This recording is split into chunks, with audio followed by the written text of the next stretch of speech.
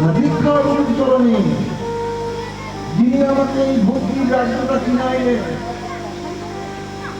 যার কাছ থেকে আমি ভক্তি পথের সন্ধান পেলাম, সেই মহিমাময় গুরুদেব, মহিমাময় গুরু কৃষ্ণ এক পরিমাণ, সেই মহিমাময় গুরুদেব।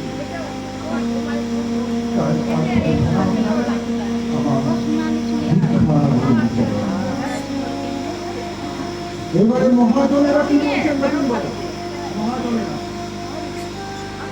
বলছে মানুষের সম্মান দিলে সেই সম্মান ঈশ্বরে মেলে, এই কথাটি সর্বশাস্ত্রে গান। কবি চণ্ডীদাস যিনি এই কথা বলেছেন, এই সবার উপরে মনুষ্যত্ব, তাহার উপরে না। আকাশের শোভা চাঁদ, চাঁদের শোভা তারা, বৃন্দাবনের কৃষ্ণ শোভা, নদিয়ার শোভা গোড়া, ফুলের শোভা সুগন্ধ, সুগন্ধের সৌভাগ্যে কবি আর এই মহৎ আসরে, এই ভাগবত আসরের উপস্থিত আপনারই বলে ভক্ত, তাই উপস্থিত সাধু, গুরু, বৈষ্ণব, মহাপ্রভু অনুরাগী অসংখ্য কৃষ্ণ ভক্ত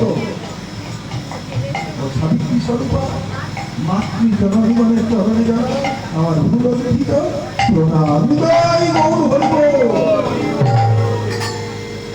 আমি বাবা আপনাদের পাশে দাঁড়িয়ে ছেলে উপস্থিত, আমার নাম হচ্ছে সত্যসাদী ব্যানার্জি।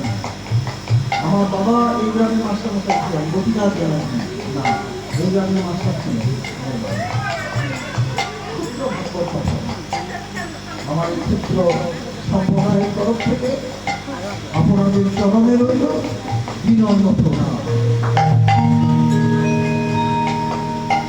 কোন জন্মের কোন স্বীকৃতির ফলে শুদ্ধ কৃষ্ণভক্ত পিতা মাতার কোল আশ্রয় করে এই যে তপন ঘোষ মহাকর, এই দেবী পাঙ্গনি, দেবী পাঙ্গনি নববৃন্দাবনের সৃষ্টি করেছেন। শাস্ত্রে বলে যেটা হয় ভগবানের গুণকীর্তন, যেটা হয় ভগবানের নাম কীর্তন, এটাই তো বৃন্দাবন। আর কোথায় বৃন্দাবন? তাই তপন ঘোষ মহাশয়কে আমি আমার ধন্যবাদ।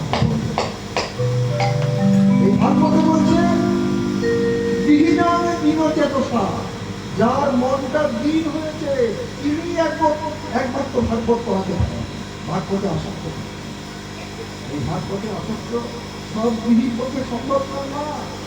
সবাই পড়াবো বললেও পড়াইতে পারে না, সাধুরাও সব বাড়িতে যায় না। ভাগবত মানেই সাধুগুরু বৈষ্ণবের আগমন। এই ভাগবত মানে সাধুর পদতুলি গৃহে পড়ে গৃহ দোষ কেটে যায়। এই ভাগবত কথা থেকে না হয় সেই গৃহের দোষ কেটে যায়। আমরা তো হাতে আলু করি, মাদুরি করি, আমরা এই ভাগবত হচ্ছে এমন একটা দিন। ভাগবত কেমন জানেন? মায়ের মতো। এই ভাগবত কথা মায়ের মতো। মা মা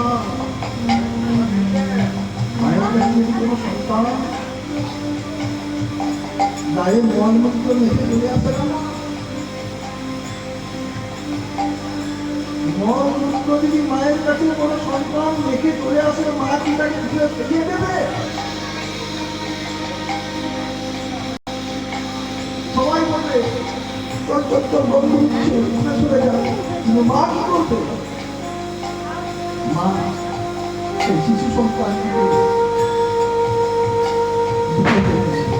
স্নান করাবে, ভূত বস্ত্র করাবে, তোমার একটা তারপর স্তনাত্মতা পান করাবে। এই ভাগবতী কথা মায়ের মতো সবাই নিষ্ঠা। এই ভাগবত সংখ্যায় সবাই অবলম্বন করতে পারে। কোন পাখিও যদি এখানে এসে উপস্থিত হয়, তার পাপ স্মরণ হয়ে যায় এই ভাগবত।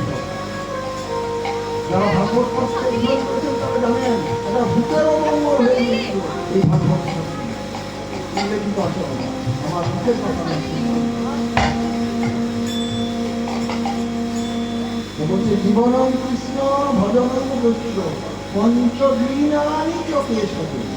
আমাদের এই জীবনটাই তো কৃষ্ণ ভজনের জন্য।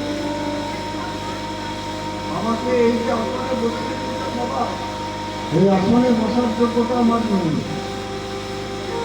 এই আসনে বসার যোগ্যতা আমার নেই। আমি সম্পূর্ণ ভয়ানক করছি। আমার মধ্যে ইন্দ্রিয় চরিতার্থ আছে, আমার মধ্যে ছয়টি দৃষ্টিচক্র, ভাষা দোষ, বর্ণ দোষ, অলঙ্কার দোষ, বহুবিধ ভেবে দেওয়া সম্ভব। তাই মা এই অধম সন্তানকে নিজ করে কৃপা করবে। এর এই ভাগবতীয় প্রথমত আস্বাদনের সময় মনে যদি কোনো প্রশ্ন জাগরিত হয় আমাকে নির্ভয় নিঃসংকোচ করবেন।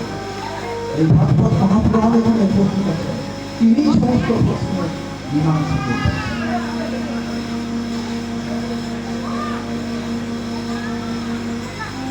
প্রেম ভক্তি চন্দ্রিকাতে নরোত্তম দাস ঠাকুর বলেছেন, বিচার করিয়া মনে ভক্তি রস আস্বাদনে মধ্যছুত শ্রী ভাগবত মহাপুরাণ। আমাদের এই সংসার জীবন যাত্রায় প্রতিটি মানুষের কি কর্তব্য? মানুষ কেন শ্রেষ্ঠ জীব? মানুষ কোথা থেকে এসেছে, আবার কোথায় চলে যাবে? এই সকল প্রশ্ন, এই সকল জিজ্ঞাসা প্রত্যেকটি মানুষের হওয়া প্রয়োজন। বাবা হরি কথা বলছেন কে? এই হরি কথা বলছেন কে? পরমহংস পরিত্রাণ সুখদেব গোস্বামী।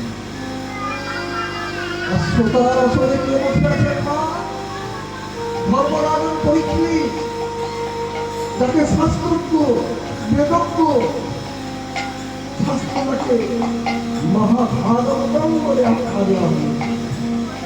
মহাভাগবতম আখ্যা দেওয়া হয়েছে, সুখদেব গোস্বামী আখ্যা দিয়েছে পরীক্ষিত। তাই চলে এলো ভাগবত। ভাগবত মানে কি? ভয়ে কি পায়? ভয়ে পায় ভক্তি। ভয়ে কি পায়? ভয়ে পায় জ্ঞান। ভয়ে কি পায়? ভয়ে পায় বৈরাগ্য। বৈরাগ্য না থাকলে কিছুই হবে না, সব কিছুতে অল্প অল্প বৈরাগ্য প্রয়োজন। আগের ধরে থাকতে বলতে হবে না। আর ভয়ে ভয়ে হচ্ছে ত্যাগ। তাহলে এক নম্বর ভয়ে ভক্তি, ভয়ে জ্ঞান, ভয়ে বৈরাগ্য, আর ভয়ে ত্যাগ। এই চারটি তত্ত্ব যার ভিতরে বর্তমান, তিনি হচ্ছেন ভক্তি ভাগবত বাবা। শাস্ত্র ভাগবত, শাস্ত্র ভাগবত জগৎ সংসারে অনেক পাওয়া যায়, কিন্তু যিনি একবার ভক্তি ভাগবত হতে পেরেছেন, ভগবান তাকে কাছে এসে বলেছিলেন, ভগবানের কাছে তাকে যেতে হয় না বাবা। যিনি একবার ভক্তি ভাগবত হতে পেরেছেন, পথ অনেক অনেক পথ, ভগবানকে পাবার অনেক পথ, নানা মুনি নানা মত। জ্ঞানী খুঁজে জ্ঞানের পথে, পণ্ডিত খোঁজে পাণ্ডিত্যের পথে, প্রেমী প্রেমী খোঁজে প্রেমের পথে। আর যিনি ভক্ত, তিনি কোন পথে খুঁজবে? তিনি খোঁজেন ভক্তির পথে। আপনি যে পথেই খুঁজুন না কেন, সেই এক মূরতি আপনি দর্শন করবেন। গোবিন্দের কৃপা হয়তো আপনি পেলেন, গোবিন্দের সান্নিধ্য হয়তো আপনি পেলেন, গোবিন্দের করুণা হয়তো আপনি পেলেন, কিন্তু তাকে ধরে রাখার বস্তুটি যদি আপনার ভেতরে না থাকে, মা সাধারণ ভজন এমনি জিনিস নয়, অসাধারণ করুন মা। আচ্ছা বাবা, একটা কথা বিচার করে বলুন তো, আমরা সব গুরুচরণ আশ্রয় করে নিতে পেরেছি। আমরা গোবিন্দের সঙ্গে সম্বন্ধ করতে পেরেছি। গোবিন্দের সঙ্গে সম্বন্ধ আমরা করতে পেরেছি। আমরা তো জগৎ সংসারে সবার সঙ্গে সম্বন্ধ করা, মা বাবা স্ত্রী পুত্র পরিবার, 7 দিন অন্তর আপনার জামাইয়ের সঙ্গে যদি রাস্তায় দেখা হয়, আপনি জিজ্ঞাসা করবেন, জামাই বাবাজি কেমন আছো, আমার মেয়ে কেমন আছে? যদি একবার বিচার করে বলুন তো মা, ওই মন্দিরের দরজা খুলে আপনি বলতে পেরেছেন, হে গোবিন্দ তুমি কেমন আছো? হে গোবিন্দ তুমি ভালো আছো তো? বলতে আমরা পারি না। আমরা ভালোবাসা করি, ভালোবাসা এখান থেকে হয়। ভালোবাসা তুমি পাবার আশা, কামের নেশা।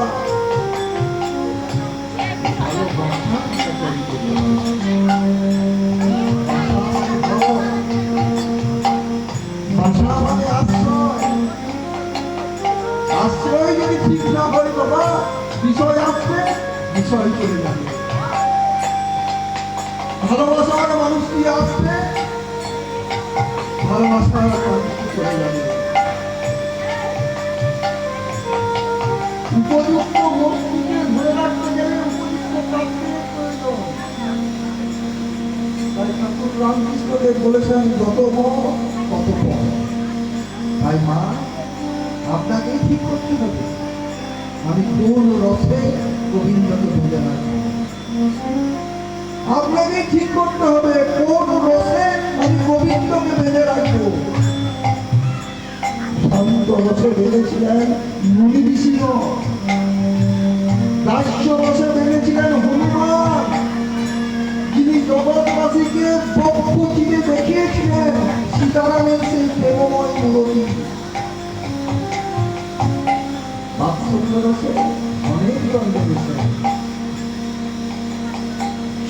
রসে বেঁধেছেন 2 জন, এক গজের সখাগণ ভক্তিনাথ ভজন, আর 2 কুরুক্ষেত্রের যুদ্ধে অর্জুন জ্ঞাননাথ ভজন। ঐশ্বর্য রসের জননী মা দেবকী, মাধুর্য রসের মা হচ্ছে দশমতী, যশোদের মা। আর প্রেম রসে বেঁধেছিলেন তো মা, প্রেম রসে অবস্থা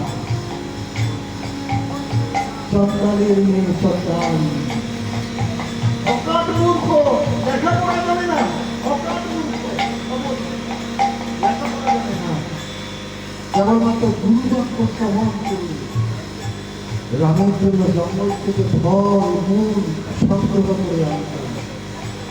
নিজে আগে কে দেখতো সকল চিনতে রাখতো না, যেটি সুবিষ্ট পরিপক্ক সেই সকলটি রামের জন্য তুলে রাখছে। কখন আমার নাম আসবে, কখন আমার নাম এসে আমাকে মা বলে ডাকবে। চিন্তা করুন বাবা, কোন পর্যায়ে সবাই মা রাখছে, কখন আমার নাম আসবে আমাকে মা বলে ডাকবে। এর অনেক লীলা আছে, অনেক লীলা।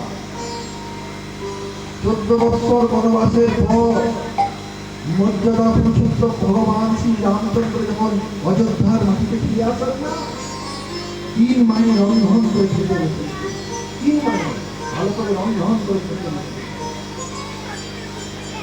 3 মাইল জিজ্ঞাসা করছেন, বাবা রাম অনেকদিন পর বাড়ি ফিরে এলে রন্ধনের স্বাদ ভালো হয়েছে তো? রামচন্দ্র ভাবতে বলেন, মা যে স্বাদ আমি সবরীমায়ের হাতে পেয়েছিলাম সেই স্বাদ আমি পেলাম।